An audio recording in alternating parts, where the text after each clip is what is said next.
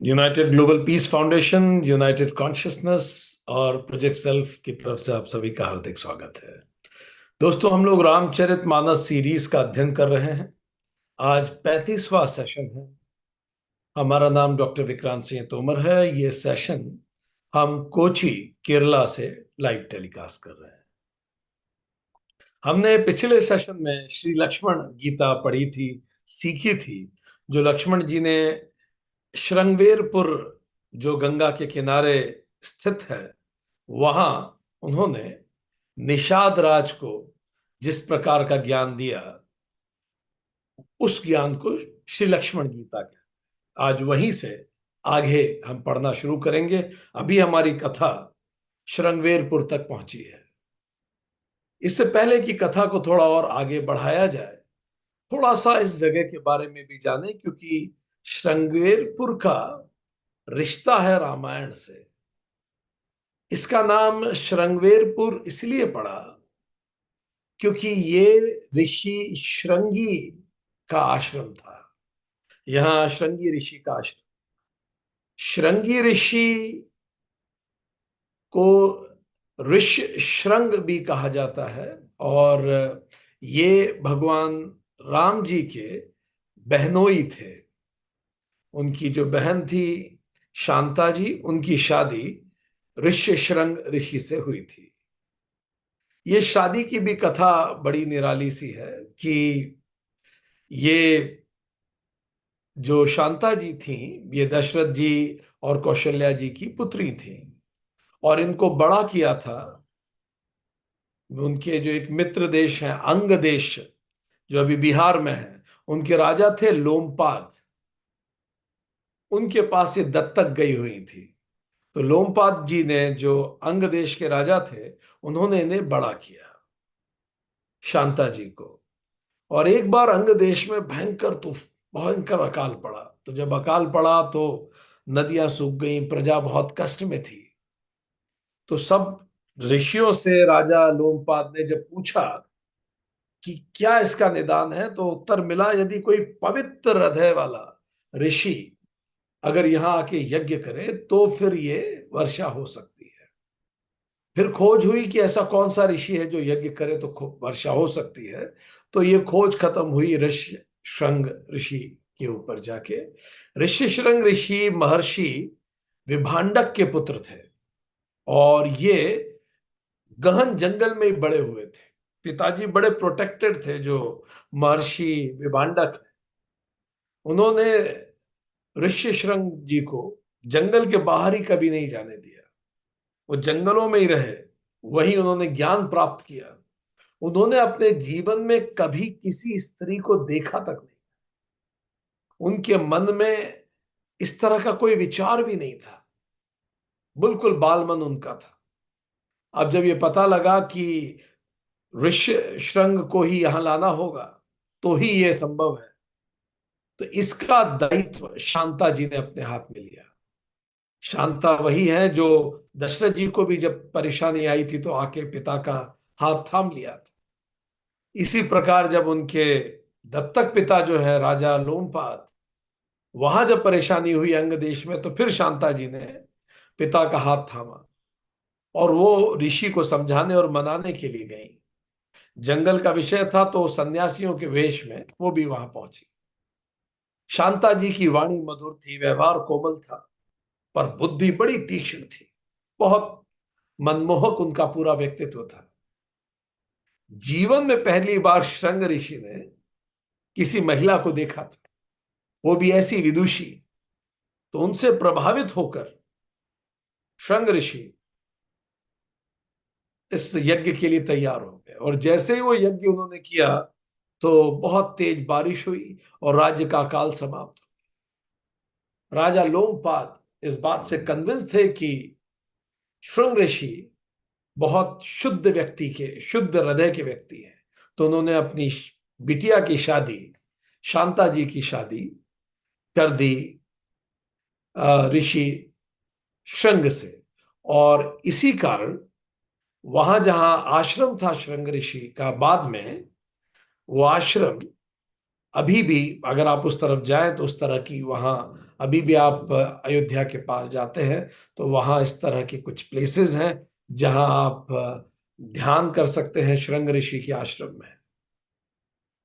और ये वही ऋषि थे जिन्होंने फिर दशरथ जी के लिए पुत्र कामेष्टि यज्ञ किया, और उसी यज्ञ से ये चारों पुत्र पैदा हुए। तो ये वो जगह है जिसको हम श्रृंगवेरपुर कहते हैं। चलिए, इस समझ के साथ अब आगे श्रृंगवेरपुर से आगे बात करना शुरू करते हैं। जरा देखते हैं कि ये कथा आगे कहाँ जाती है और कहाँ हमें क्या क्या यहां से सीखने को मिलता है। सो अब हम शुरू कर रहे हैं आज दोहा 93 से, और दोहा 94 से in fact. Let's try to understand where does this story goes. Ram ji सो गए और दशरथ जी और राम जी सो गए और लक्ष्मण जी लंबी देर तक बात करते रहे निषाद राज गुहा से। आगे बात शुरू करते हैं अब यहां से। चलिए, हियर वी बिगिन। सो इसके आगे की चौपाई कुछ इस प्रकार आती है।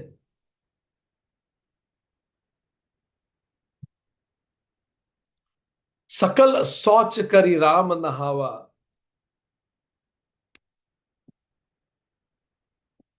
सकल सोच करी राम नहावा, शुचि सुजान बट क्षीर मगावा, अनुज सहित सिर जटा बनाए, देखी सुमंत्र नयन जल छाए। श्री राम जी उठे और फिर उन्होंने स्नान किया।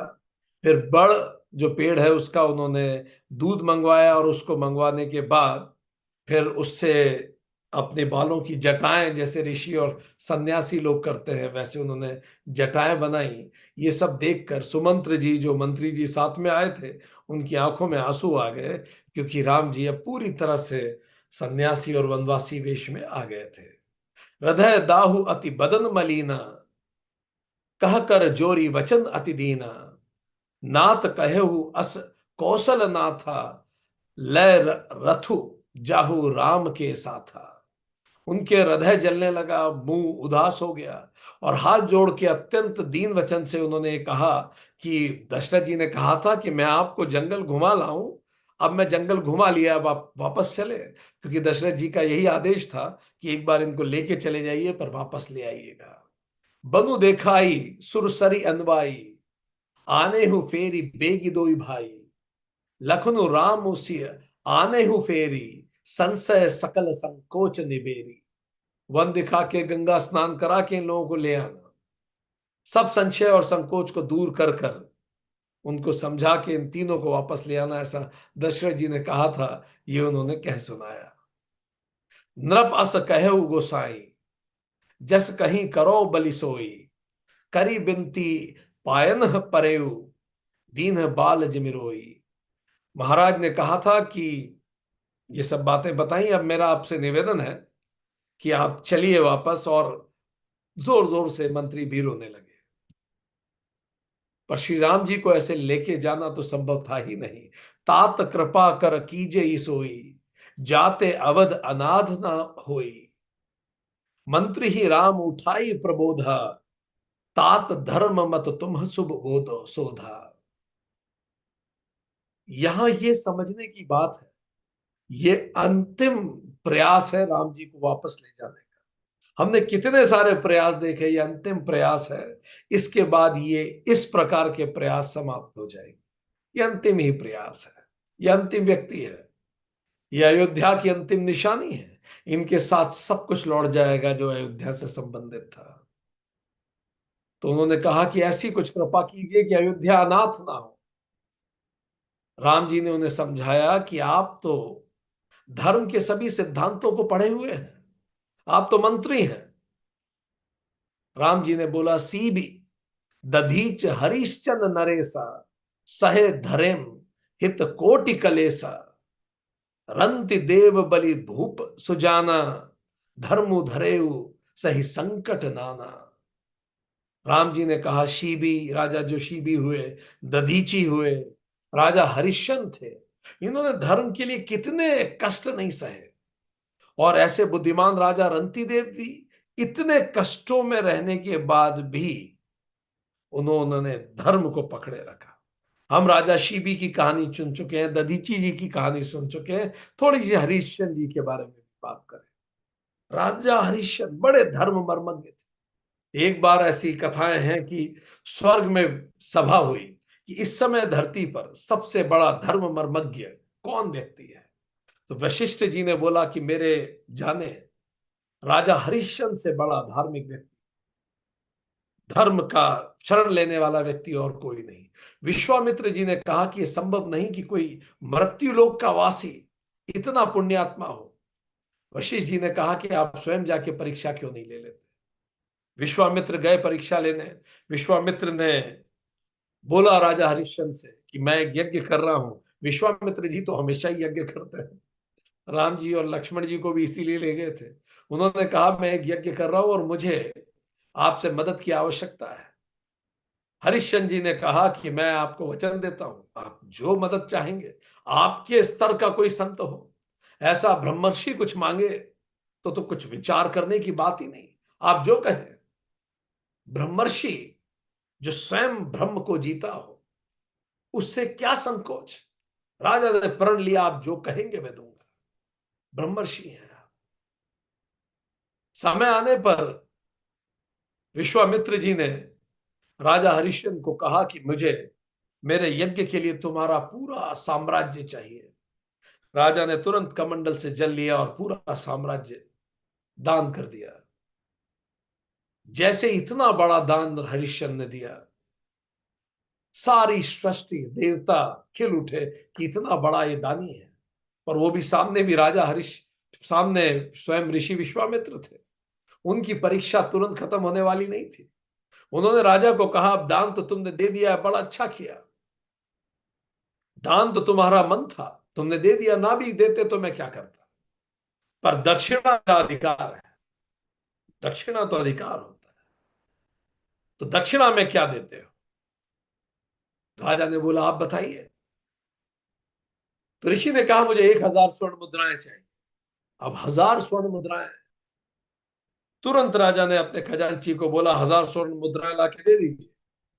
विश्वामित्र जी ने टोका कि 1,000 कहां से लेके आओगे, तुम सारा राज्य तो मुझे दे चुके हो, तो खजाना भी अब मेरा हो गया, तो अब तो संभव ही नहीं कि उसमें से कुछ ले सको, मुझे तुरंत चाहिए 1,000 स्वर्ण मुद्राएं। अब कहां से लाते 1,000 स्वर्ण मुद्राएं, इंसान ऐसी स्थिति में करेगा क्या। राजा रानी और उनके जो पुत्र थे उनको लेके वो बाहर आ गए और उन्होंने बोला मैं तुरंत अरेंजमेंट करके लेके आता हूं। अब कोई रास्ता था, राजा ने अपनी स्वयं की बोली लगा दी मंडी में जाके और खुद दास बनने का स्वीकार किया और स्वयं को बेच दिया। 1,000 स्वर्ण मुद्राएं और खरीदा एक चांडाल ने जो शमशान में शव को दाह की क्रिया करता था। उन्होंने 1,000 स्वर्ण मुद्राएं ले जाके दे दी वापस ऋषि को। पर अभी भी ऋषि की परीक्षा खत्म कहां होने वाली थी, या कहें विधाता की परीक्षा कहां खत्म होने वाली थी। उसके बाद जब चूंकि वो खुद को बेच चुके थे, तो अब वो तो गुलाम हो गए थे, तो अब पत्नी और बच्चे से भी वो दूर हो गए। गुलाम तो वो करेगा जो उसका मालिक चाहेगा। तो रानी जो पूरे साम्राज्य की रानी थी, वो अपने बच्चे को लेके एक तरफ कहीं और रहने लगी। जीवन आगे बढ़ा, विधाता को कुछ और मंजूर था। एक बार उस बच्चे को नाग ने डस लिया और उसकी मृत्यु हो गई। जब वो मृत्यु हो गई तो वो अपने बच्चे के शव को लेके शमशान पे आई। उन्हें नहीं पता था कि इस जगह, इसी शमशान पे विश्वामित्र है। जब उन्होंने कहा कि मेरे बेटे की मृत्यु हो गई है, मुझे बच्चे को दाह दिलाना है, तो विश्वामित्र जी ने जो वचन मांगा था वो इतना सरल था नहीं। विश्वामित्र जी ने जो परीक्षा चुनी थी वो इतनी सरल थी नहीं। अब समस्या ये आई राजा हरिश्चंद्र के सामने कि जो चांडाल था उसने ये कह रखा था कि बिना शुल्क लिए किसी का भी शवदाह मत करने देना। तो उन्होंने तुरंत रानी को पहचान भी लिया और जब उन्होंने रानी को पहचाना तो अपने बच्चे को भी पहचान लिया। दोनों पति पत्नी खूब रोए अपने बच्चे के शव पर। फिर रानी ने कहा कि अब इसको अंत्येष्टि करनी है। हरिश्चंद्र जी ने कहा कि मेरा तो खुद का कुछ बचा नहीं है, पर मैं बिना शुल्क लिए तो इसकी अंत्येष्टि नहीं हो सकती। अब किसी के पास कुछ था ही नहीं। रानी ने अपनी ही आधी साड़ी फाड़ के साड़ी का टुकड़ा दे दिया, वो चीर दे दिया कि ये चीर आप रख लीजिए, मैं आधी साड़ी में काम चला लूंगी, पर इसकी अंत्येष्टि कर दीजिए। कलेजा फट गया राजा का भी, रानी का भी। ऐसी गहरी स्थिति को देखकर, धर्म के लिए ऐसे अडिग राजा को देखकर सारे देवता, उनकी आंखों से आंसू बहने लगे, वहां बारिश होने लगी। स्वयं ऋषि विश्वामित्र वहां आए और उन्होंने शीश झुका के राजा को प्रणाम किया। बोला, हे राजा हरिश्चंद्र, ये सब कुछ एक माया से रचा गया, देवताओं के द्वारा, ये चेक करने के लिए कि तुम धर्म पे कितने अडिग रहते हो। तुमने इस माया के बीच में भी धर्म को छोड़ा नहीं। तुमने सब कुछ छोड़ दिया पर धर्म को नहीं छोड़ा। निश्चित तौर पे तुमसे बड़ा धर्मात्मा इस समय धरती पे और कोई नहीं। यहां से दो चीजें सीखने को मिलती हैं। जरा देखिए राम जी के आदर्श कितने उच्च हैं। जब किसी व्यक्ति के ऐसे ऊंचे आदर्श होते हैं तो कभी नीचा व्यवहार नहीं करता। इसीलिए अपने आदर्श सोच समझ के चुनिए। आप वो बन जाएंगे जो आपके आदर्श है। इसलिए be very mindful in choosing who who is your role model. दूसरी बात, राजा हरिश्चंद्र जी के जीवन से भी हमें यह सीखने को मिलता है, धर्मो रक्षति रक्षति। अगर आप धर्म की रक्षा करेंगे तो अंततः धर्म आपकी रक्षा वापस करेगा। राजा ने धर्म नहीं छोड़ा, धर्म ने राजा की रक्षा की। एक और चीज राजा से सीखने को मिलती, किसी भी स्थिति में धैर्य को न खोना, सत्य के साथ धैर्य। उन्होंने इतनी विपरीत स्थितियों में भी धर्म का साथ नहीं छोड़ा, सत्य का साथ नहीं छोड़ा, और धैर्य रखा, और उसी धैर्य के कारण चीजें फिर से अपने आप ठीक हो गई। क्या हम भी सही कार्य करते समय राजा हरिश्चंद्र जैसा धैर्य रख सकते हैं क्या? कौन जाने विधाता कोई परीक्षा ही ले रहा हो। कौन जाने ये जो चीजें एकदम से बदल गई हैं ये फिर से एकदम से बदल जाए, सब चीजें फिर से व्यवस्थित हो जाएं, ये इस परीक्षा से हम निकल जाएं। पर अगर इस परीक्षा के दौरान हम कुछ ऐसी गलती कर बैठे जिसके कारण जीवन नई चुनौतियों में फंस जाएगा, तो फिर हमारे संघर्षों का कोई अंत नहीं। इसीलिए बड़ा इंपॉर्टेंट है कि विपरीत परिस्थितियों में धर्म का साथ रखें और धैर्य बनाए रखें। यही बात उन्होंने कही राजा राम ने। उन्होंने कहा, शिबी को देखिए, राजा हरिश्चंद्र को देखिए, दधीची जी को देखिए, कैसे कष्ट उन्होंने सहे थे। मेरा कष्ट तो उन्होंने कहा कुछ भी नहीं। राजा रंती देव के बारे में भी उन्होंने बताया। राजा रंती देव, उनके बारे में भी उन्होंने बताया, ये पुरुवंश में थे। दुष्यंत जी के पुत्र श्री जो भरत जी थे, उनके वंश में राजा हुए थे रंती देव। ये राजा बहुत अलग स्टेट ऑफ माइंड के थे। ये बहुत विशिष्ट प्रयास नहीं करते थे धन कमाने का, साम्राज्य बढ़ाने का। वो अपने सत्कर्मों में लगे रहते थे। जितना जो प्राप्त है वो पर्याप्त है। जीवन इतना मिनिमलिस्टिक था उनका, जो मिल जाए वो खा लेंगे, नहीं मिले ना खाएंगे। इस प्रकार वो उनका जीवन चलता था। धीरे धीरे उनके व्यवहार से, उनके चरित्र से प्रभावित होके उनकी पत्नी और उनके बेटे भी मिनिमलिस्टिक लाइफ में जाने लगे। न्यूनतम जीवन, कुछ नहीं चाहिए। और फिर उन्होंने पूरे साम्राज्य को भी त्याग दिया और वो बिल्कुल मिनिमलिस्टिक जीवन में जीते रहते थे। कोई पूरे समय ध्यान साधना और किसी भौतिक आवश्यकताओं की पूर्ति के लिए, जैसे एक भिक्षुक जीवन होता है।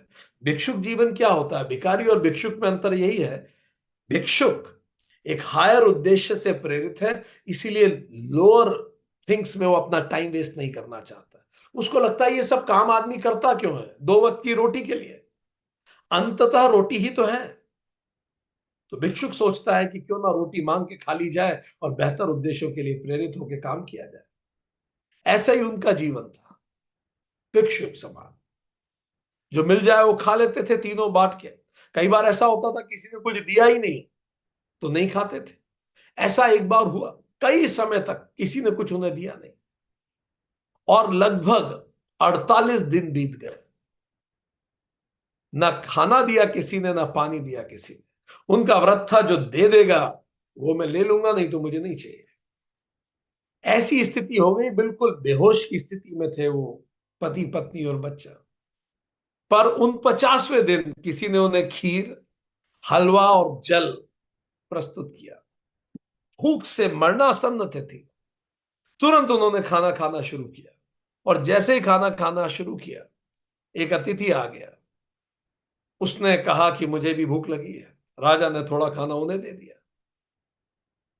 अब फिर से वो खाना खाना चालू किया। एक हिस्सा तो वो लेके जा चुका था। तो एक और व्यक्ति आ गया, उसके पास एक कुत्ता भी था। उन्होंने कहा मैं और मेरा कुत्ता दोनों भूखे हैं, हमें खाने के लिए कुछ दे दीजिए। राजा ने बाकी अन्न इनको खिला दिया। अब सारा खाना समाप्त हो चुका था। रंती देव जी के बारे में कहा जाता है, हरिम सर्वत्र संपश्यन। हरि को हर तरफ संपश्यन वो देखते थे। कुत्ते में भी उसी भगवान को देखते थे, इंसान में भी, पत्थर में भी, सबको देखते थे। अब तो कुछ बचा ही नहीं था, अब केवल जल बचा था जिससे एक व्यक्ति की प्यास बुझ सकती थी। इससे पहले कि वो जल अपने बच्चे को पिला रहे थे, एक और व्यक्ति वहां पहुंच गया और उसको बोला मुझे बहुत तेज गला सूख रहा है, मेरी तबीयत ठीक नहीं है, मुझे पानी दे दीजिए। उन्होंने वो पानी भी उसी को दे दिया। इस प्रकार, इस प्रकार दानी, इस प्रकार विपरीत परिस्थितियों में जीने वाले लोगों का परिवार राजा रंती देव का था। तो राम जी ने उन सब के बारे में बात की जिन्होंने धर्म का परित्याग नहीं किया। भले शिबी हो, दधीची हो, राजा हरिश्चंद्र हो या राजा रंती देव हो। तो राजा राम ने कहा कि ये मेरे आदर्श हैं और मैं इनके स्तर पर अपने जीवन को देखता हूं। बहुत सोच के अपने आदर्श और उनके स्तर पे अपने जीवन को कसिए। आप बहुत आगे बढ़ेंगे। जिस भी फील्ड में आप चलेंगे, उच्च आदर्श रखिए। धर्म न दूसर सत्य समाना, आगम निगम पुराण बखाना। मैं सोई धर्मु सुलभ करि पावा, तजे तिहु पुर अपज सुछावा। वेद शास्त्र और पुराणों में कहा गया है कि सत्य के समान दूसरा कोई धर्म नहीं है। सत्य मीन्स एब्सोल्यूट रियलिटी, बस वही धर्म है। सत्य का मतलब ये भी है, अगर हम पूरे अलौकिक दुनिया में देखें और लौकिक दुनिया में भी देखें, जो भी कुछ नेचुरल ऑर्डर है वो शाश्वत है। जो शाश्वत ऑर्डर है वही सत्य है। जो हमेशा चलता रहा, जो चलता रहेगा, वो सत्य है। सत्य की परिभाषा क्या है? जो कल था, जो आज है और कल भी रहेगा। इट मीन्स इट, एक शाश्वत सनातन नियम, वही सत्य है। इसीलिए कह रहे हैं धर्म न दूसर सत्य समाना। धर्म भी क्या है? Natural order of the universe. सत्य भी क्या है? जो शाश्वत रहे। और शाश्वत क्या है? इस यूनिवर्स का नेचुरल। मैं सोई धर्मु सुलभ करी पावा, तजे तिहु पुर अपज सुछावा। मैंने उस धर्म को पा लिया है। मैं सत्य के रास्ते पे आगे बढ़ा हूं, धर्म के रास्ते पे आगे बढ़ा हूं। अगर मैं त्याग कर दूंगा तो तीनों लोकों में अब पूरा अपयश छा जाएगा। जो सनातन है वही सत्य है। उन्होंने कहा अपयश हो जाएगा सब। संभावित कहूं अपजस लाहू, मरण कोटि सम दारुन दाहू। तुम सन तात बहुल का कहूं, दिए उतरू फिर पातक लहूं। उन्होंने कहा एक प्रतिष्ठित पुरुष के लिए अपयश की भांति करोड़ों मृत्यु के समान भीषण संताप होता है अगर अपयश होता है तो। यह बात सच है। आत्मसम्मान इसको कहते हैं कि हम यह श्योर करें कि हमारा कोई भी कर्म, हमारा कोई भी एक्ट ऐसा ना हो जो निंदनीय हो।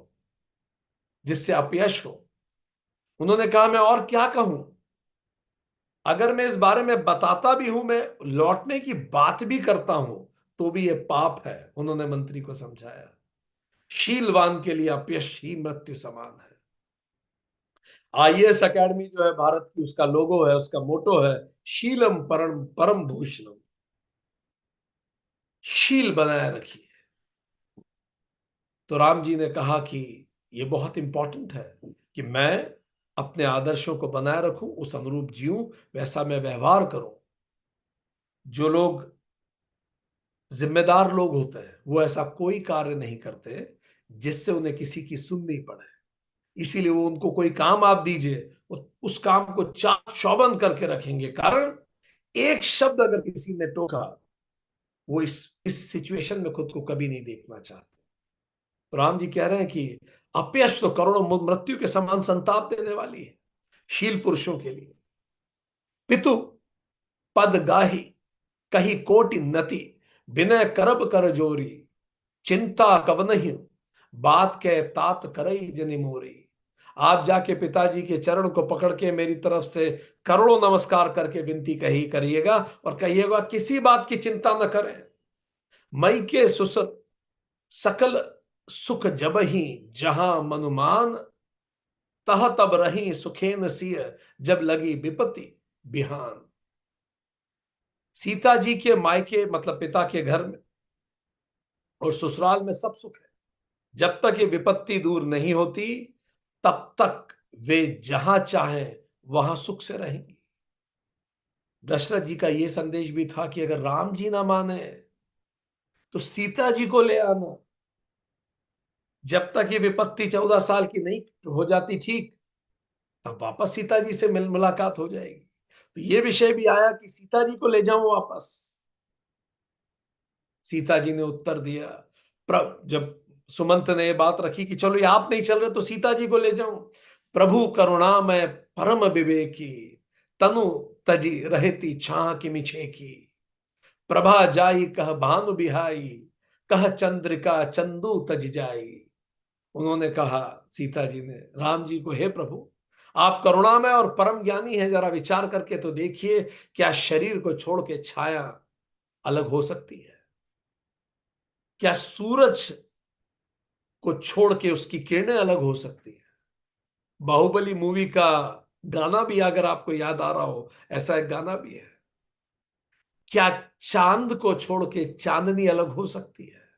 जैसे शरीर से उसकी छाया, जैसे सूरज से उसकी किरणें, और जैसे चांद से चांदनी अलग नहीं हो सकती, सीता जी ने कहा, सीता राम से अलग नहीं हो सकती। शिव शक्ति अभिन्न है, राम सीता अभिन्न है, राधा कृष्ण अभिन्न है, ब्रह्म और जीव अभिन्न है। सीता जी कह चुकी थी, मैं तत्क्षण प्राण त्याग दूंगी। राम है तो मैं हूं, राम नहीं तो मैं भी नहीं। एक गाना है पुराना, कितने लोगों को याद है हमें नहीं पता। जितनी चाबी भरी राम ने, उतना चले खिलौना। कितने लोगों का गाना, कितने लोगों को गाना ये याद है? वो कितना सुंदर एंड सिंबॉलिक गाना है। हम सब वो खिलौने हैं। जितनी चाबी भरी राम ने, उतना चलते हैं ये खिलौने। और जब वो चाबी खत्म हो जाती है राम जी की, तो प्राण अंत हो जाता है। तो इसीलिए वो गाना है, हंसते हंसते रोना सीखो, रोते रोते हंसना। जितनी चाबी भरी राम ने, उतना चले खिलौना। मतलब हम समत्व में आ जाएं, हम हर स्थिति को नॉर्मलाइज करने की स्थिति में आए। सीता जी ने बोला कि राम जी के बिना उनका अस्तित्व संभव नहीं। जितनी चाबी भरी राम ने, बस उतना ही ये खिलौना चलेगा। आगे बढ़ते हैं। आरती बस सन्मुख भयहु बिलगु न मानव तात, आरस जुत आरस सुत पद कमल बिनु बादी जहां लगिनाथ। किंतु है तात, मैं आर्त होकर आपके सम्मुख हुई हूं, आप बुरा ना मत मानिएगा। आर्य पुत्र मतलब श्री राम के चरण कमलों के बिना जगत में जहां भी जो भी नाते हैं मेरे लिए व्यर्थ हैं। श्री राम के बिना अब मेरा कोई नाता पूर्ण नहीं हो सकता, इसीलिए मैं वहां जाऊंगी तो भी अधूरी ही रहूंगी। उन्होंने सुमंत को कहा कि नहीं हो सकता। अब राम जी को आर्य पुत्र बोला। आर्य शब्द का अर्थ है जो अपने चरित्र में उच्च हो, जो गुणों की खदान हो, जो गुणों की खान हो, उसको आर्य कहते हैं। सो आर्य पुत्र का मतलब जो ऐसे परिवार से आता हो जहां मूल्यों को बड़ा महत्व दिया जाता हो। तो उन्होंने कहा यह संभव नहीं। फिर सीता जी ने कहा, रही बात वैभव की, पितु वैभव विलास में ठीठा, नृपमणि मुकुट मिलित पद पीठा, सुख निधान अस पितु ग्रह मोरे, पिय विहीन मन भावन भोरे। उन्होंने बोला, रही बात मैं सुख सुविधाओं से वहां रह लूंगी, मैंने पिताजी के घर में बड़ी ऐश्वर्य देखे, पूरा बचपन ऐश्वर्य में मेरा बीता। जिनके चरण रखने की चौकी पे राजा अपने मुकुट रखते थे, राजा जनक की बात कर रहे हो, जहां मेरे पिताजी पैर रखते थे वहां बड़े बड़े राजा अपने मुकुट रखते थे। ऐसे पिता के घर जो सब सुखों का भंडार है, वहां भी राम जी के बिना मैं भूल के मुझे वो जगह नहीं भाएगी। मैं चली भी गई तो भी केवल शरीर जाएगा, प्राण यहीं छूट जाएगा। इसीलिए संभव नहीं। हाँ, मैंने बड़ा ऐश्वर्य देख लिया है जीवन का। भोग से योग की यात्रा जीवन है, शव से शिव की यात्रा जीवन है, ऐश्वर्य से ईश्वर की यात्रा जीवन है, मन से अमन की यात्रा जीवन है, भ्रम से ब्रह्म की यात्रा जीवन है, दर्पण से दर्शन की यात्रा जीवन है, काम से राम की यात्रा जीवन है, धन से वन की यात्रा जीवन है, तृष्णा से कृष्णा की यात्रा जीवन है, वामपंथ से रामपंथ की यात्रा जीवन है, साधनों से साधना की ओर यात्रा जीवन है, बहिरंग से अंतरंग की ओर यात्रा जीवन है। ये बात राम जानते हैं, ये बात सीता जानती है, ये बात लक्ष्मण जी जानते हैं कि कुछ नहीं खोया। यदि प्रेम है जीवन में तो कुछ नहीं खोया हमने। यदि श्रद्धा है जीवन में तो हमने कुछ नहीं खोया। सब चीजें वापस पाई जा सकती है। प्रेम और श्रद्धा आधार बनती है। अगम पंथ बन भूमि पहारा, करी केहरी सरसरित अपारा, कोल किरात कुरंग बिहंगा, मोही सब सुखद प्राणपति संगा। सीता जी कहती हैं, दुर्गम रास्ते, जंगल, पहाड़ी, पहाड़, हाथी, शेर, तालाब, नदियां, कोल, भील, हिरण, पक्षी, अगर प्राणनाथ मेरे साथ है तो ये सब मेरे सुख देंगे मुझे। ये बहुत इंपॉर्टेंट है। हम में से कई लोगों का बचपन बहुत अच्छा बीता होता है, युवा अवस्था में बड़ी चुनौतियां आ जाती हैं एकदम से, पर उन चुनौतियों का भी प्रेम के साथ, श्रद्धा के साथ सामना किया जाना चाहिए। जहां भी प्रेम होगा तो ये सारी विपरीत परिस्थितियों में भी इंसान का मन शांत रहेगा, उन परिस्थितियों से फिर बाहर आ जाए। और प्रेम का रिजल्ट क्या होता है? वो आंतरिक स्थिरता देता है। अंदर से आप शांत और प्रसन्न रहते हो, बाकी चीजें आप फिर पैदा कर लेंगे। सासु ससुर सन मोरी, हूति विनय करिब परिपाय, मोर सोचु जनि करई, कछु मैं बन सुखी सुभाए। इसीलिए मेरी तरफ से सास ससुर के पैर छू के, पैर पकड़ के विनती कीजिएगा कि वो कुछ ना परेशान हो, मैं बड़े स्वाभाविक रूप से खुश हूं यहां। उन्होंने कहा, मुझे ध्यान में ही नहीं आता ये सब चीजें। As Elon Musk said, focus on signal not on noise. Difficulties are state of mind. अगर मन में प्रेम भरा है और श्रद्धा है तो डिफिकल्टीज नहीं दिखाई देंगी। इसी बात को वाल्मीकि रामायण ने भी उठाया है। सर्ग 52 में राम जी कहते हैं सुमंत जी को, जब आप वापस जाएं तो मेरे पिताजी को प्रणाम करके मेरी ओर से कहिएगा कि हम लोग अब निकल गए हैं, वन में रहना पड़ेगा, पर मैं दुखी नहीं हूं, ना लक्ष्मण दुखी है। 14 वर्ष यूं निकल जाएंगे पिताजी, आप धैर्य रखिए, हम वापस आएंगे, आप हम सबको देखेंगे। राम जी ने सुमंत्र जी को कहा, मेरी माताओं को कहिएगा और कैकई माता को भी कहिएगा वो दुखी ना हो, मैं वापस आऊंगा, कुछ समय की बात है, मेरा कुशल समाचार सबको कहिएगा। कौशल्या माता को कहिएगा मैं स्वस्थ हूं। देखिए राम जी एक एक करके सबको बता रहे हैं, मैं स्वस्थ हूं, मैं प्रसन्न हूं। और सीता की ओर से, ज्येष्ठ पुत्र की ओर से और लक्ष्मण की ओर से माता का वंदना कहिएगा, कहिएगा मैं बिल्कुल स्वस्थ हूं और प्रसन्न हूं। दो ही बेसिक बातें होती हैं, मां को चिंता होती है, स्वस्थ है और प्रसन्न है। बस यही दो चीजें सबसे इंपॉर्टेंट हैं। ये अपनी माता को बताते रहिए। जो भी आप खूब ट्रैवल करते हैं, आप अगर कहीं बाहर भी हैं, आप दूसरे देश में रहते हैं, बस अपने माता पिता और जो जो आपको प्रेम करते हैं उन्हें समय समय पे बताते रहिए।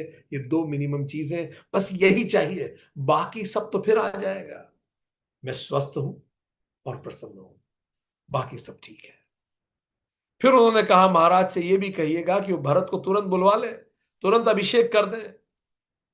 और फिर भरत को छाती से लगाकर, क्योंकि भरत को जब पता लगेगा मैं चला गया तो उसे बड़ा दुख होगा। और भरत को भी कहिएगा कि जैसा बर्ताव महाराज के प्रति है, बिल्कुल वैसा ही सभी माताओं के प्रति होना चाहिए। हर माता का ध्यान रखना अब तुम्हारा कर्तव्य है। तुम्हारी दृष्टि में जो कैकेयी माता का ध्यान है, वैसा ही ध्यान कौशल्या माता और सभी को उसी प्रेम से रखना। क्योंकि अब हम दोनों बाहर हैं, माताएं तुम्हारे हवाले ही हैं, तुम्हें ही ध्यान रखना है।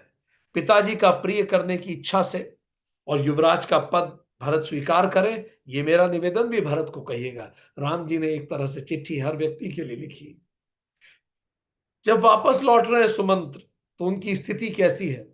जैसे युद्ध में रथी जो होता है, उसके मारे जाने पर सारथी अकेला रथ को लेके जब लौटता है, कैसी दयनीय हारा हुआ सा, ऐसा वो लौट रहे हैं। खाली रथ कैसा लगेगा जब वो अयोध्या में घुसेगा? वो ये सोच के परेशान हो रहे हैं। प्रजा खड़ी है रास्ते में, वो जब देखेगी रथ खाली में लेके आए, कितने व्याकुल सब हो जाएंगे। उन्होंने कहा राम जी को कि ये मैं रथ कैसे लेके जाऊं? जितना लोग रोए थे जब रथ अयोध्या से निकला था, उससे ज्यादा रोएंगे इस रथ को खाली देखकर। मैं कैसे ले जाऊं? वो बड़े परेशान इसी बात से कि वो, और ये सुमंत जी का जो जीवन है, जो परेशानी है, वो हमारे तरह की परेशानी है। हम सबके साथ ऐसा ही होता है। मेट जाए नहीं राम रजाई, कठिन कर्म गति कछु न बसाई। राम लखन सिय पद सिरुनाई, फिरे बनिक जिमि मूर गवाई। राम आज्ञा तो मिटा ही नहीं जा सकती। विधाता की आज्ञा ही तो राम आज्ञा है, वही तो प्रारब्ध है, उसे कौन मिटा सकता है? कर्म की गति गति बड़ी कठिन है, उस पर किसी का वश नहीं चलता। यही गीता में भगवान कृष्ण ने भी कहा, कर्म की गति बड़ी कठिन है। हम सब अपने अपने कर्मों से गुजरते हैं। आज हम जहां भी हैं जीवन में, अच्छा कर रहे हैं, कम अच्छा कर रहे हैं, हमारे ही कर्म फल आज हमारे सामने, हमारा वर्तमान बने हुए हैं। हमारा वर्तमान हमारा भविष्य बनेगा। कर्म की गति इतनी सूक्ष्म है कि कई बार पता नहीं पड़ता कि ये जो परेशानी आ रही है, ये किस कर्म के कारण हुई है। पर अगर आप गहराई से देखेंगे तो हर परेशानी के पीछे एक कर्म छुपा है जो फलित हुआ है। तो कर्म की गति बड़ी सूक्ष्म है, गहना कर्म कर्म गति। भगवत गीता में भी बात आती है, कृष्ण कहते हैं कर्म की गति बड़ी गहन है। राम कृष्ण और सीता जी के चरणों में सर नवाकर सुमंत्र ऐसे लौटे हैं जैसे कोई व्यापारी मूलधन तक लुटा के लौटा हो। हम सब भी तो सुमंत की तरह कई बार हो जाता है हमारे साथ, परम को छोड़ के प्रपंच की राह पे लौट जाते हैं। और ऐसे ही वो परम को छोड़ के सुमंत जी भी प्रपंच की तरफ लौट रहे हैं। हम में से भी कई लोग यही करते हैं, परम को छोड़ के प्रपंच की ओर लौटते हैं। रथु हाकेयु है राम तन, हेरी हेरी ही नाही। देखी निषाद विषाद बस दुनहि, शीस पछताई। सुमंत्र जी ने रथ को हाका, रामचंद्र जी की ओर देख के, घोड़े भी हिनना रहे हैं। ये सब देखकर निषाद लोग बड़े दुखी हो रहे हैं। पूरा वो जो निषाद राज का साम्राज्य है, वहां से रथ जा रहा है, सब बहुत दुखी हो रहे हैं सब देख के, जो भी चीजें हो रही हैं। अब राम जी वहां से आगे बढ़ते हैं। जासु वियोग बिकल पशु ऐसे, प्रजा मात पितु जेहि कैसे। बरबस राम सुमंत्र पठाए, सुर सरि तीर आप तब आए। जिनके वियोग में पशु तक ऐसे व्याकुल हैं, आप सोच सकते हैं माता पिता की क्या हालत हो रही हो। पर राम जी ने बड़ा समझा बुझा के सुमंत्र जी को लौटा दिया। और अब राम जी गंगा के किनारे आ गए, माता गंगा के किनारे। अब यहां वो बड़ा फेमस प्रकरण है, केवट का प्रकरण। मांगी नाव ना केवटु आना, कही तुम्हार मरमू मैं जाना। चरण कमल रज कहूं सब कही, मानुष करनी मूरी कछु अहई। राम जी ने केवट से नाव मांगी कि हमें गंगा पार जाना है, पर वो लाने को तैयार नहीं। वो कहने लगा, मैंने तुम्हारा मर्म जान लिया है। तुम्हारे चरण कमलों की धूल से लोग कहते हैं कि मनुष्य बना देने वाली कोई जड़ी है।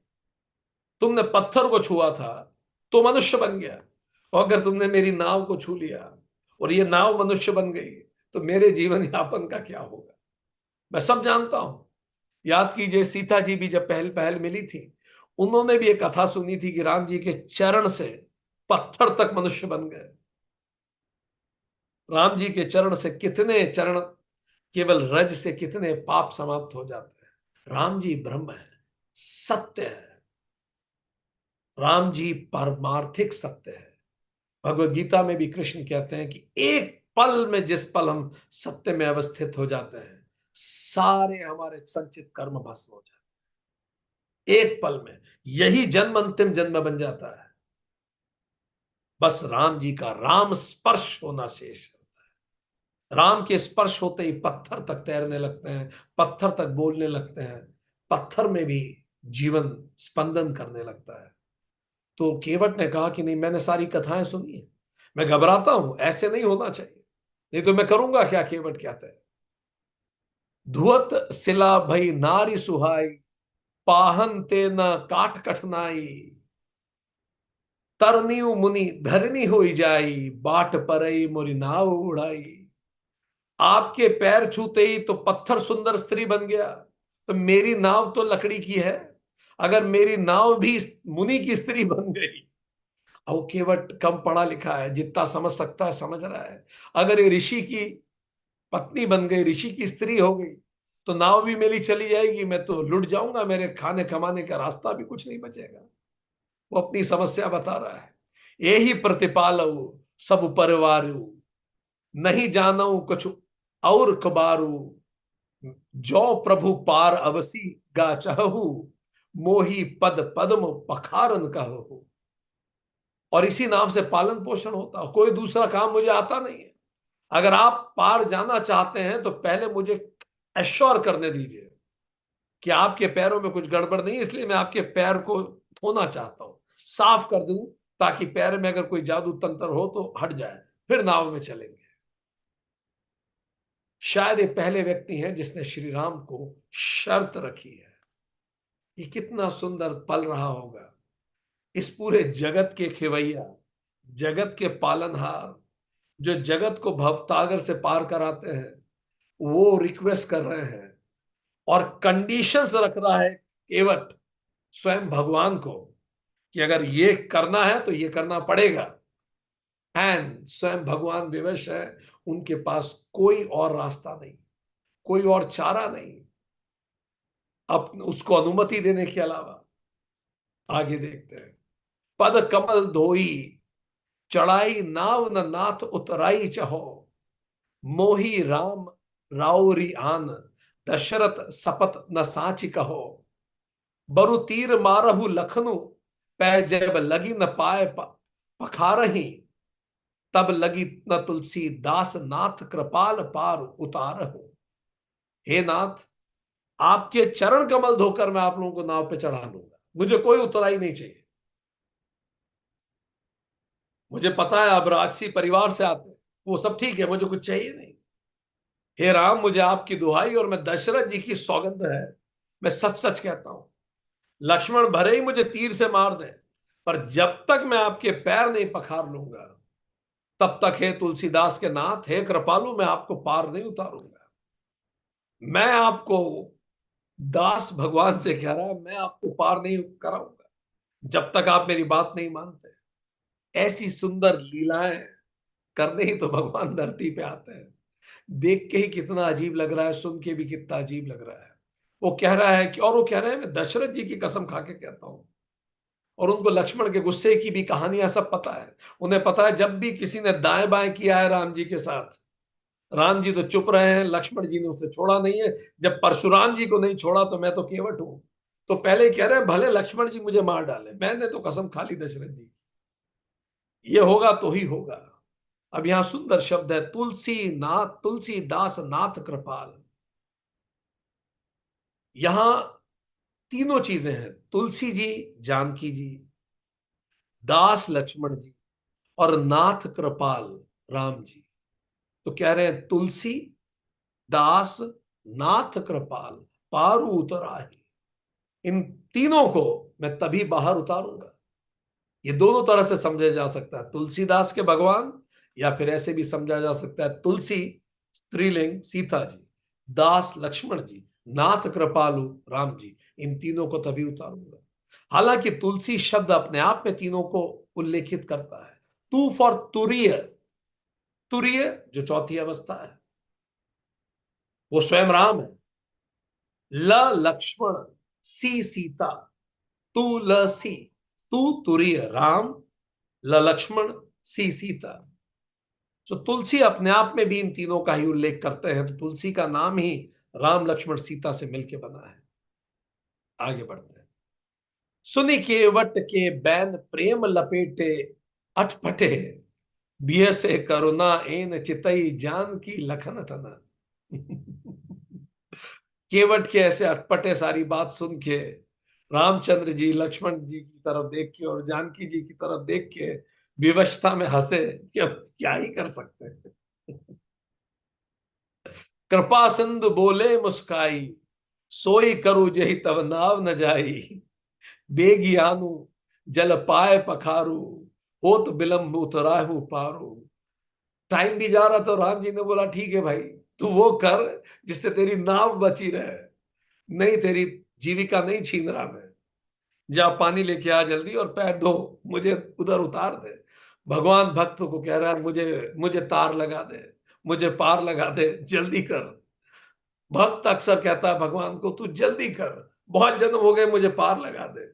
यहाँ भगवान हाथ जोड़ के कह रहे हैं तू जल्दी कर, जो करना है कर, सारी शर्तें मंजूर, तू मुझे पार लगा दे। ऐसे सौभाग्य पता नहीं कितने जन्म के पुण्य कर्म करके से केवट ने पाए होंगे, जिसके सामने हाथ जोड़ के भगवान कह रहे हैं बिल्कुल विलंब न कर, तू जो कहे सब करूंगा, बस तू मुझे पार लगा दे।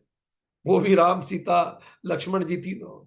जासु नाम सुमृत एक बारा, उतरहि नर भव सिंधु अपारा, सोई कृपालु केवट ही निहोरा, जे ही जुग किए पहु पगहु ते थोरा। जिसका एक बार नाम का स्मरण करते ही मनुष्य अपार भवसागर के पार उतर जाता है। और जिन्होंने वामन अवतार में 3 पग में पूरी धरती को नाप लिया था, वो एक नदी को क्रॉस करने के लिए केवट से रिक्वेस्ट कर रहे हैं। कितनी सुंदर बात है। यही विदेशी लोग कंफ्यूज हो जाते हैं, यही जो लोग तात्विक रूप से इसको नहीं देख रहे हैं, वो इन्हीं चीजों को कोट करते हैं कि एक तरफ तो आप 3 पग में पूरा धरती नाप लेंगे, तीनों लोग नाप लेंगे, और एक तरफ आपको नदी क्रॉस करने के लिए नाव चाहिए। अरे भाई ये लीला है, जब आप मनुष्य रूप में आएंगे आपको मनुष्य की लिमिटेशन जीनी पड़ेंगी। हमें आज भी याद है जब हमसे पूछा गया था हमारे एक इंटरव्यू में, सिविल सर्विसेज के इंटरव्यू में, कि हमारा फेवरेट चाइल्डहुड कार्टून कैरेक्टर कौन सा है, तो हमारा आप लोगों का कौन सा है वैसे, लिखेंगे चैट बॉक्स में, what was your childhood favourite character. आपने कौन सी कॉमिक्स पढ़ी है, कार्टून कैरेक्टर, या कौन सी कॉमिक्स कैरेक्टर आपको सबसे ज्यादा पसंद था। Mine was Phantom. ठीक, फैंटम होता था हमारे समय, तो वो हमारा फेवरेट था। हमें फैंटम की सबसे अच्छी बात क्या लगती थी, वो इंसान है, गोली लगेगी उसको भी खून बहेगा, वो भी मैरिड है, उसके भी बच्चे हैं, वर्क लाइफ बैलेंसिंग का इशू उसका भी है। आई थिंक उसकी वाइफ का नाम था डायना। तो उसको भी डिस्कस, उसको भी स्ट्रगल होता था, आपस में झगड़े हो जाते थे, बात बंद हो जाती थी, बच्चे बिगड़ रहे होते थे उसके, सारी कहानियां, उसको भी गोली लगती थी, परेशान होता। तो जब राम जी अवतार लेके आए हैं तो सारी लिमिटेशंस को जी रहे हैं, इसी तरह से केवट की मनुहार कर रहे हैं कि मुझे पार लगा दे। ऐसा उदाहरण कहीं और न देखने को मिलेगा। पद नख निरखी देव सरि हर्षि, सुनी प्रभु बचन मोहि मति करषि, केवट राम रजाय सुपावा, पानी कठवता भरी ले आवा। प्रभु के इन वचनों को सुनकर गंगा जी भी कंफ्यूज हो गई कि क्या चल रहा है। स्वयं ब्रह्म, स्वयं राम कह रहे हैं हाथ जोड़ के केवट से कि मुझे उस पार लगा दे, शर्तें मानने को तैयार है। परंतु जैसे ही राम जी के पद प्रक्षालन के लिए गंगा का पानी लिया उसने, केवट ने, तो गंगा जी बड़ी हर्षित हो गई। और गंगा जी को समझ में आने लगा कि ये राम जी लीला कर रहे हैं। केवट तुरंत कठोते में जल भर के लाया गंगा जी के। अति आनंद उमगी अनुरागा, चरण सरोज पखारन लागा, बर्ष सुमन सुर सकल सिहाही, एही सम पुण्य पुंज कोई न नाहि। बड़े आनंद से वो भगवान के पैर धोने लगा। बिल्कुल एक्सक्लूसिव भगवान ने टाइम दिया उन्हें। ठीक। निश्चित तौर पे अगर केवट के पिछले जन्मों का आकलन किया जाए, बहुत ही सौभाग्यशाली हो रहा होगा। जाने कितने पुण्य उसके फलित हुए होंगे इस पल में होने के लिए। ऊपर से मानो देवता फूल बरसा रहे हैं कि इसका पुण्य तो अपार है।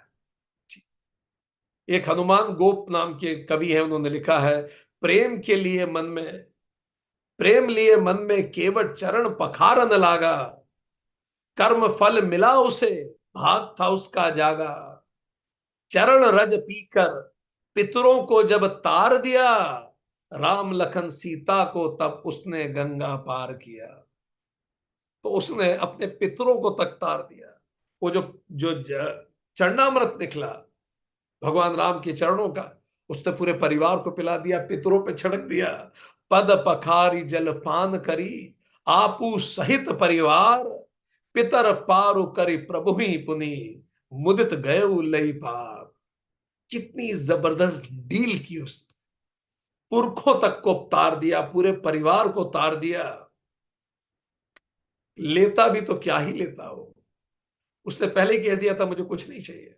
इसका मतलब यही है कि जब आप स्वयं प्रभु के समक्ष हो, स्वामी विवेकानंद भी क्या ही मांग पाए थे भगवान से। जब माता के सामने गए गरीबी की स्थिति में मांगने के लिए, तो उन्हें लगा कि इस विशाल से, उस समग्र से क्या छोटी सी चीज मांगू।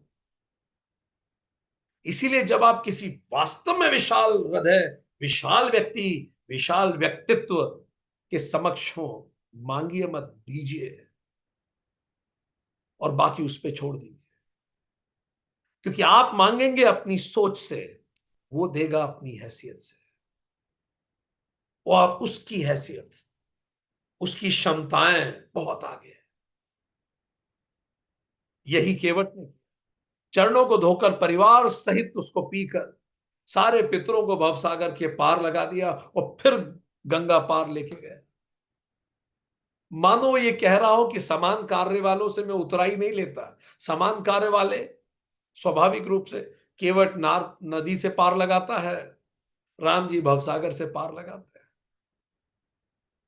और उस पार आपके पास भी कुछ नहीं है, जीवों के पास भी कुछ नहीं होता।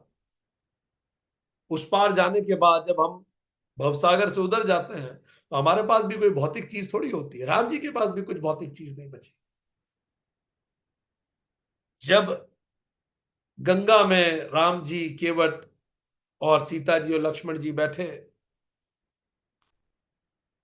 और जब वो सब चल रहे थे, तो वो जो पूरा नाव है वही शेष शैया बन गई।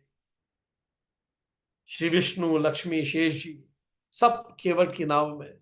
तो पूरी गंगा जी ही क्षीर सागर बन गई थी उस पल के लिए। आगे बढ़ गए। उतरी ठाड़ भय सुर सरी रेता, सिय राम गुह लखन समेत, केवट उतरी दंडवत कीन्हा, प्रभु सकुच एहि नहीं कछु दीना।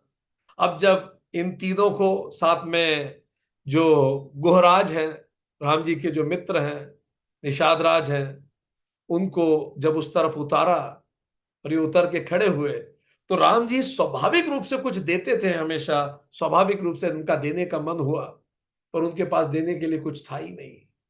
संकोच में पड़ गए। जैसे ही केवट ने दंडवत प्रणाम किया, राम जी का हाथ कुछ देने के लिए उठाई था, पर कुछ उनके पास था ही नहीं देने के लिए।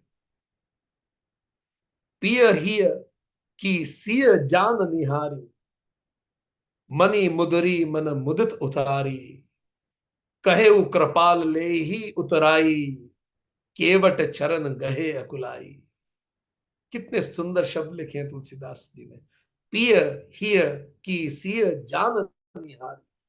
पिया के हृदय की बात सीता जी तुरंत समझ गई। तुरंत उन्हें समझ में आ गया भगवान राम किस कर्तव्य विमूढ़ होके खड़े हैं। उन्होंने तुरंत अपनी रत्न जड़ित अंगूठी उतारी और केवट को बोला, लो भाई। उन्होंने रामचंद्र जी को दी और रामचंद्र जी ने केवट को कहा कि लो, नाव की उतराई लो। ये देखते ही केवट ने व्याकुल होकर भगवान के प्रेम पैर पकड़ लिए। प्रेम शब्दों से परे भावनाओं को समझना, यही तो राम सीता का नाता है। हमारे सच्चे आभूषण हमारा व्यवहार है। कई लोग कहते हैं राम सीता के इतने गुण मिले, उसके बाद भी ऐसा जीवन। अरे भाई सोचिए ना, राम सीता जी के इतने सारे गुण मिले, इसी कारण तो इतनी विपरीत परिस्थितियों में भी उनके मन में एक दूसरे के लिए प्रेम क्षणिक मात्र भी, क्षण मात्र भी, अंश मात्र भी कम नहीं हुआ। इसीलिए तो उनके गुण मिले थे। इतनी विपरीत परिस्थितियां उनके जीवन में आ गई, क्या कुछ उनसे वो नहीं गुजरे, पर राम सीता का आपसी प्रेम अक्षुण्ण रहा।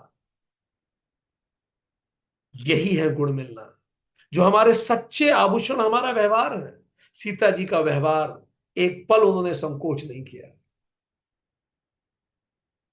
जो हमारे मौन को समझ सकता है, बस वही हमें समझ सकता है। न राम जी को कभी सीता जी को कुछ कहने की आवश्यकता हुई, न सीता जी को कभी राम जी को कहने की आवश्यकता हुई। वो एक दूसरे को मौन ही मौन में प्रेम भी करने लगे, और एक दूसरे को मौन की भाषा समझने की उनकी क्षमता जीवन पर्यंत रही। केवट ने पैर पकड़ लिए। नाथ आज मैं काह न पावा, मिटे दोष दुख दारिद दावा। बहुत काल मैं की नहीं मजूरी, आज दीन विधि बनी भली भूरी। उसने कहा, है नाथ, आज मैंने क्या नहीं पाया। मेरे दोष दुख दरिद्रता, आग अंदर की, मुमुक्षुत्व सब बुझ गया। मैंने बहुत समय तक मजदूरी की। विधाता ने आज मुझे जिंदगी भर की मजदूरी दे दी। मुझे और क्या चाहिए, और क्या मैं सोच सकता हूं। अब कछु नाथ न चाही मोरे, दीन दयाल अनुग्रह तोरे। फिरति बार मोही जो देबा, सो प्रसाद में धरी धरे सिर धरी लेबा। हे नाथ, हे दीनदयाल, अब तो मुझे कुछ नहीं चाहिए। जब आप लौटेंगे तो कुछ देने का मन हो, तब दे दीजिएगा प्रसाद, उसको मैं ले लूंगा, पर अभी तो नहीं। अभी तो आप पधार रहे हैं। ध्यान दीजिए, केवट ने भक्ति का प्रतिसाद न लेकर स्वयं भगवान को ऋणी बना दिया और इतने सारे पुण्य अर्जित कर दिए। जब हम सदकर्म करते हैं और उसका प्रतिसाद नहीं लेते, आप अच्छा कर्म कीजिए और कुछ लीजिए मत उसके बदले में, यह है पुण्य। स्वयं भगवान ऋणी हो जाता है हमारा, स्वयं विधाता ऋणी होता है, स्वयं हमारे कर्म हमारे ऋणी होते हैं। इसी कारण जब राम जी वापस लौटे, जब उनका राज्याभिषेक हुआ, तो राम जी ने याद रख के केवट को राज्याभिषेक में as a most special guest बुलाया। राम जी ऋणी थे। राम जी जीवन में ही दो लोगों के ऋणी हुए हैं, केवट के और हनुमान जी के। केवट ने उतराई नहीं ली और राम जी को ही ऋणी बना लिया। तो अच्छे कर्म कीजिए, और उस कर्म का कोई प्रतिसाद ना मिले तो और प्रसन्न हो जाइए। आप ऑफिस में खूब काम कर रहे हैं और कोई अप्रिशिएट नहीं कर रहा, परमात्मा ऋणी हो रहा है इस कार्य के लिए। ये आपको वापस मिलेगा, ये पुण्य फलित होंगे आपके जीवन में, आपके बच्चों के जीवन में। जब हम बहुत अच्छा कार्य करते हैं और उसका कोई क्रेडिट नहीं मिलता, उसका कोई रिटर्न नहीं मिलता, तो ईश्वर ऋणी होता है। एक केवट ने स्वयं भगवान को ऋणी कर दिया। बहुत सिखाती है ये कथा जीवन के बारे में। बहुत कीन प्रभु लखन सिय नहीं कछु, केवट ले विदा कीन करुणान करुणायतन, भगति बिमल बरुदे। प्रभु राम ने, सीता जी ने, लक्ष्मण जी ने बहुत समझाया, भाई ले ले, पर उसे अच्छे से उसको डील पता थी केवट। तब करुणा के धाम भगवान रामचंद्र जी ने उसे निर्मल भक्ति का वरदान देके उसे विदा किया। जरा सोचिए, जिस भगवान से वरदान लेने के लिए लोगों को हजारों साल तप करना पड़ता, सहस्त्रों साल तप करना पड़ता है, सैकड़ों जन्म लेने पड़ते हैं, उस भगवान ने एक नदी क्रॉस करने के लिए अखंड भक्ति का वरदान दिया केवल। ऐसे कृपालु होते हैं भगवान, जब हम अच्छे कर्म करते हैं और उसके लिए कोई फल का आग्रह नहीं करते, क्योंकि फल तो मिलेगा ही, हम आग्रह करें ना करें। इट्स नॉट कि हम कुछ छोड़ रहे हैं, इट इज नॉट पॉसिबल। पर जब हम उसका आग्रह नहीं करते, वो हमारा विषय ही नहीं है। मैं अच्छा काम करता चलूं, नेकी कल दरिया में डाल, उसने मेरी तारीफ नहीं की। कई लोग कहते हैं सर तारीफ ना करें, समझ गए, पर कम से कम निंदा तो ना करें। आपको क्या करना है? आप उसको प्रभावित करने के लिए काम कर रहे हैं, उसको प्रभावित करने के लिए? ये डिसाइड कर लीजिए पहले। अगर आप उसको प्रभावित करने के लिए काम कर रहे हैं तो आपका जीवन हमेशा फ्लक्चुएटेड रहेगा, क्योंकि वो तो खुद ही बड़ा अदना सा व्यक्ति है। पर अगर आप उसको प्रभावित करने के लिए काम कर रहे हैं तो फिर उसकी क्या चिंता है? वो खुश हो ना हो, वो आपकी तारीफ करे ना करे, केवट बन जाइए। चलिए जीवन को केवट बना लें, चलिए जीवन को राम सीता जैसा बना लें। हम एक दूसरे के बोले बिना एक दूसरे की बात समझें, एक दूसरे के मौन को समझें। ऐसे कलयुग में जब लोग चिल्ला चिल्ला के एक दूसरे को बोलते हैं तो भी एक दूसरे की आवाज नहीं समझ पाते, एक दूसरे की बात नहीं समझ पाते। घरों में लोग चीखते हैं तो भी एक दूसरे की बात नहीं समझ पाते। कई घरों में माता पिता बोल बोल के थक जाते हैं पर बच्चे उनकी बात नहीं समझ पाते। चलिए ऐसे समय में ऐसे घर की स्थापना करें जैसे राम सीता का रिश्ता है, जैसे राम केवट का रिश्ता है। उन्हीं कवि ने लिखा है आगे, हनुमान गोप ने, बहुत समझाए केवट को भगवान, केवट ने नहीं लिया जब कुछ दाम, देकर अविरल भक्ति का वरदान, हो गए केवट के श्री राम। स्वयं श्री राम केवट को मिल गए। आगे बढ़े। तब मज्जन करी रघुकुल नाथा, पूजी पार्थिव नायु माथा, सिय सुर से ही कहे कहे कर जोरी, मातु मनोरथ पूर्व मोरी। और उसके बाद रघुकुल के स्वामी श्री रामचंद्र जी ने स्नान करके पार्थिव पूजा की और शिव जी को सर नवाया। और सीता जी ने हाथ जोड़ के गंगा जी से कहा कि मेरा मनोरथ पूरा कीजिए। सीता जी ने क्या मनोरथ मांगा गंगा जी से? पति देवर संग कुशल बहोरी, आई करो जही पूजा तोरी, सुनि सिय विनय प्रेम रस सानी, है तब विमल बारी बर बानी। मेरी ये विनती है कि मैं अपने पति और देवर के साथ कुशल पूर्वक वापस लौटूं और तुम्हारी पूजा करूं। सीता जी की प्रेम रस से सनी हुई विनती को सुनकर गंगा जी के निर्मल जल से वाणी निकली। इसी दौरान कंब रामायण में इसी प्रसंग में उल्लेख आता है, कभी वनिष्ठ न होने वाली गंगा नदी ने हाथ जोड़कर कहा, संसार के लोग मुझ में स्नान करके अपने पाप को दूर करते हैं, आज आपने मुझ में स्नान किया, मेरे सारे पाप समाप्त हो गए। जब राम जी ने गंगा जी में स्नान किया तो गंगा जी के पाप समाप्त हो गए। कितना सुंदर उल्लेख कंब रामायण में आता है।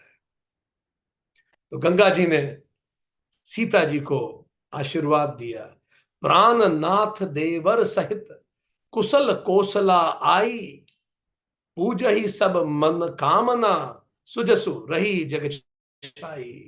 तुम अपने प्राणनाथ और देवर सहित कुशल पूर्वक अयोध्या लौटोगी, तुम्हारी सभी मनकामनाएं पूरी होंगी और तुम्हारा सुंदर यश पूरे जगत में छाएगा।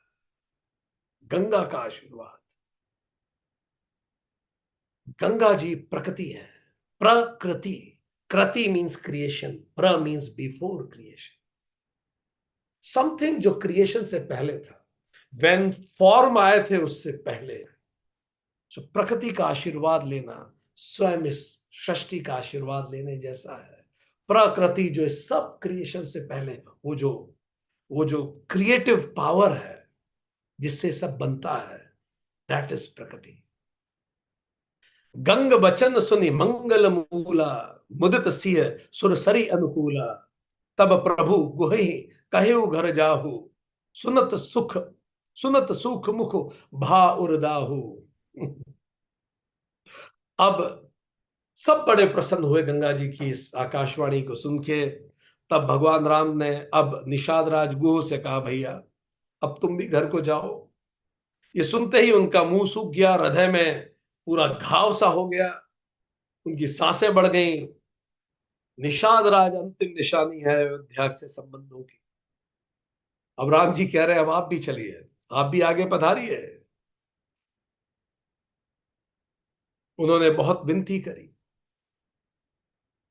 ते ही दिन भयहु बिटप पर बासु, लखन सखा सब कीन्ह सुपासु, प्रात प्रात कृत करी रघुराई, तीर्थ राज दीख प्रभु जाई।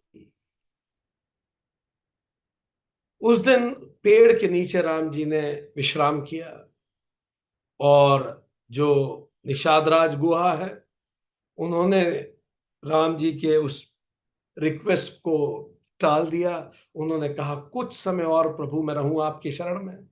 उन दोनों ने मिलकर सारी व्यवस्थाएं की। राम जी ने सुबह प्रातःकाल सारी क्रियाएं करके फिर तीर्थराज प्रयाग के दर्शन किए। अब ये जो आता है दोहा 103 से 105, ये तीर्थराज प्रयागराज जो तीर्थराज कहलाता है उनका महामात्य है। आपको प्रयाग में कई जगह लिखे हुए मिलेंगे ये दोहे कि तीर्थराज उसे कहा जाता है, तीर्थों का राजा प्रयागराज जो है। तो राजा का जैसा साम्राज्य होता है वैसा इन दोहों में बताया है।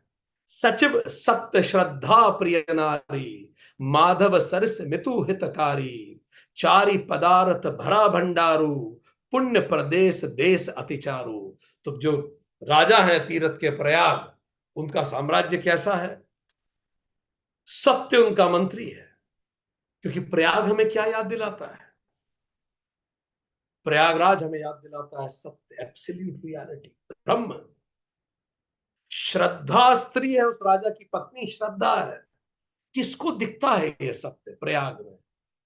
जो शास्त्रों में, गुरुवाणी में और अपने डायरेक्ट एक्सपीरियंस में स्वयं में श्रद्धा रखता है। अश्रद्धावान के लिए कहीं कुछ नहीं है। आप स्वयं में श्रद्धा रखें, गुरुवाणी में श्रद्धा रखें और शास्त्रों में श्रद्धा रखें। श्री वेणी माधव जी सरीखे हितकारी मित्र हैं। स्वयं माधव वहां मित्र हैं, भगवान मित्र हैं उस राजा के। चार पदार्थ से उसका भंडार भरा पड़ा है राजा का। कौन राजा? प्रयागराज। चार क्या क्या है उसके भंडार में? धर्म है, अर्थ है, काम है, मोक्ष है। सब अलग अलग कार्यों से आ रहे हैं। कोई धर्म के लिए आ रहा है, कोई कुछ कामना लेके आ रहा है, कोई पैसा कमाने के लिए आ रहा है, और कोई मोक्ष प्राप्त के लिए उसी धाम पे आ रहा है। भंडार भरा पड़ा है प्रयागराज का। वह पुण्यमय प्रांत ही, वो जो पूरा प्रांत है वही देश है प्रयागराज का, पुण्यमय जो प्रांत है। क्षेत्र अगम गढ़ु गाढ़ सुहावा, सपनेहु नहीं प्रतिपच्छ नहीं पावा, सेन सकल तीरथ बर बीरा, कलुष अनीक दलन रणधीरा। प्रयाग क्षेत्र ही दुर्गम, मजबूत और सुंदर किला है। वो जो प्रयाग क्षेत्र है वही दुर्गम किला है, जिसको स्वप्न में भी पाप रूपी शत्रु नहीं हरा सकते। कोई कितने भी खराब मन से आए, वो जमीन इतनी पवित्र है कि मन पवित्र हो जाता है। संपूर्ण तीर्थ ही उसके श्रेष्ठ वीर सैनिक हैं। जितने घाट हैं वो सब सैनिक हैं। जो पाप की सेना को कुचल डालने वाले बड़े रणधीर हैं। इस प्रकार का उनका साम्राज्य है प्रयागराज का।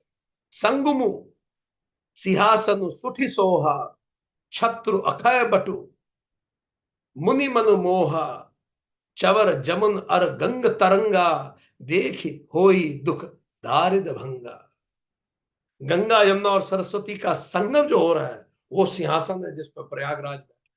कितनी सुंदर कल्पना है। कितना सुंदर चित्रण है। अक्षय वट छत्र है, वो जो कभी नहीं डूबेगा। अक्षय वट वो वट है जो धरती पे कितना भी पानी आ जाए, वो वट हमेशा ऊपर रहेगा। जो ऐसा वो अक्षय वट ऐसा वट है जो मुनियों के मन को मोहित कर दे। गंगा जी और यमुना जी की जो तरंगे हैं वो चवर है। हवाएं जो आ रही हैं उसके साथ, वो प्रयागराज को हवा कर रही हैं, जिसको देख के सबके दुख और दरिद्रता समाप्त हो जाती है। ऐसा सुंदर प्रयागराज है। राम जी ने वहां स्नान किया। सेव ही सुकृति साधु सुचि, पाव ही सब मन काम, बंदी वेद पुराण गण, कहीं बिमल गुण ग्राम। गुण ग्राम, पुण्यात्मा पवित्र साधु उसकी सेवा करते हैं, सब अपने अपने मनोरथ को पाते हैं। वेद और पुराण के समूह भाट हैं जो अपने निर्मल गुणों का बखान करते हैं। तो वहां भाट कौन है? सारे ऋषि मुनि वहां निर्मल गुणों का बखान करते हैं। प्रयागराज के भाट वो जो महिमा गा गा के सुनाते हैं। इसी कारण है कि इलाहाबाद का नाम प्रयागराज कर दिया गया। कारण यह है कि ये इतनी पुरानी संस्कृति है, इतना पुराना संस्कृति, इतनी पुरानी भावनाएं, इतना पुराना धार्मिक तारतम्य, जिसकी इतनी स्तुति की गई है, उसी का नाम जिले का नाम हो गया। ये बड़ा सुंदर संयोग और सुंदर कार्य हुआ। जो कही सकई प्रयाग प्रभाऊ, कलुष पुंज कुंजर मृगराऊ, अस तीरथ पति देख सुहावा, सुख सागर रघुबर सुख पावा। पापों के समूह रूपी हाथी के मारने के लिए सिंह रूप प्रयागराज का प्रभाव कौन ही कह सकता है। ऐसे सुहावने प्रयागराज के दर्शन कर रघुकुल श्रेष्ठ राम जी ने भी सुख पाया। चलिए हम लोग भी पूरे मन से प्रयागराज को प्रणाम करते हैं और उनके सिंहासन की मनोमन कल्पना करते हैं, जैसी तुलसीदास जी ने बताया है कि तीनों नदियों का संगम ही सिंहासन। गंगा यमुना नदी जब बह रही है तो वो हवा जो चल रही है वही चवर करती है। इतना खूबसूरत प्रयागराज। हम सभी को सद्बुद्धि, सद्मार्ग, स्वास्थ्य और प्रसन्नता की तरफ आगे ले जाए। आज के लिए इतना ही। अगले सेशन में हम बात करेंगे, एक महत्वपूर्ण किरदार आने वाले हैं, भारद्वाज ऋषि। दोहा 105 से हम शुरू करें, जो प्रयागराज के बिल्कुल उसी तरफ उनका आश्रम है, और उसके बाद ऋषि परंपरा चालू होगी। अब भारद्वाज ऋषि आएंगे, वाल्मीकि ऋषि आएंगे, और एक के बाद एक कई ऋषि आएंगे, वो राम जी को सिखाएंगे, और राम जी के साथ साथ चुपके चुपके हम लोग भी सीख लेंगे। चलिए अब बताइए आज आपने क्या सीखा। इससे पहले आप बताएं आज क्या सीखा। आपके लिए हम एक इंटरेस्टिंग चीज लेके आए। हम आपको पोस्ट स्क्रिप्ट दिखा रहे हैं कि ये जो सेशन आज हो रहा है इसकी पोस्ट स्क्रिप्ट हम आपको दिखाना चाहते हैं, जो इंटरेस्टिंग है। आई होप आपको पसंद आएगी। पोस्ट स्क्रिप्ट यह है कि अगर हम पीछे से फोटो खींचें तो हमारा लैपटॉप इस समय ऐसा रखा हुआ है, दिख रहा है आपको? ये हमारा ही लैपटॉप है, ठीक है। और ये कैसे रखा हुआ है तो हम धीरे धीरे आपको ये पोस्ट स्क्रिप्ट बताते हैं। ये लैपटॉप के नीचे हमने ये रखा हुआ है, ये जो वो होता है ना टिश्यू पेपर होल्डर, तो टिश्यू पेपर के ऊपर हमने हमारे लैपटॉप को जमा रखा है। ये टिश्यू पेपर होल्डर हमारे इस बैग के ऊपर रखा हुआ है, सूटकेस। क्योंकि ये सूटकेस देख सकते हैं आप, ठीक। ये जो सूटकेस है इसको हमें इस होटल में इस टेबल पे रखना पड़ा, क्योंकि वो इतनी हाइट पे नहीं आ रहा था। और ये जो टेबल है इसको हमें दूसरी टेबल पे रखना पड़ा, क्योंकि ये टेबल भी ज्यादा ऊंची नहीं थी। आप देख सकते हैं इसमें जो नीचे लगा हुआ है ये सब हमने उखाड़ ऑलमोस्ट पहली बार शायद उस टेबल को किसी ने रिमूव किया होगा जहां से रिमूव हुई है। अनुमति से किया हमने होटल वालों की। उसके नीचे एक और है। तो ये जो हमने एक मल्टी स्टोरी ज्ञान की बिल्डिंग बनाई है, ये आपको दिखाना चाहते हैं।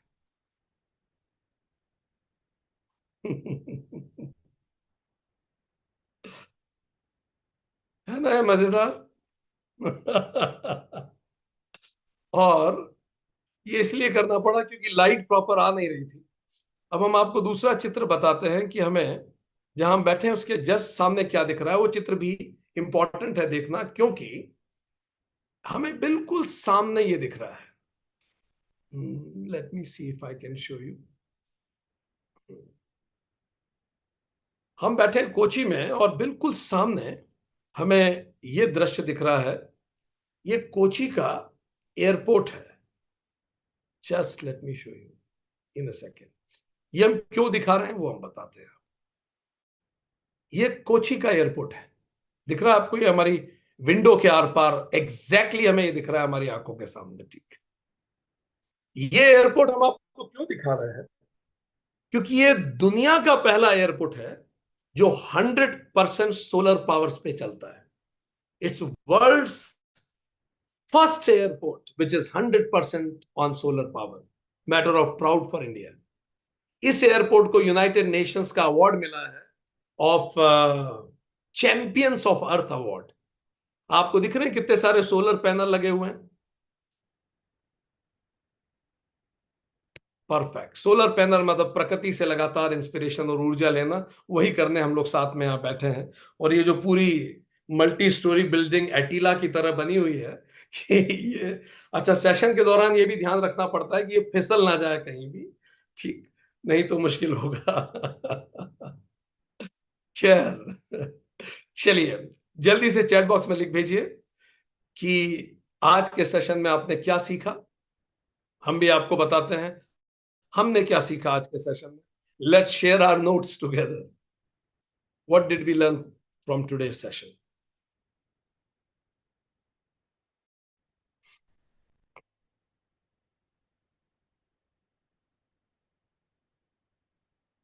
Yes yes, I am reading, keep writing. Thank you. Hmm.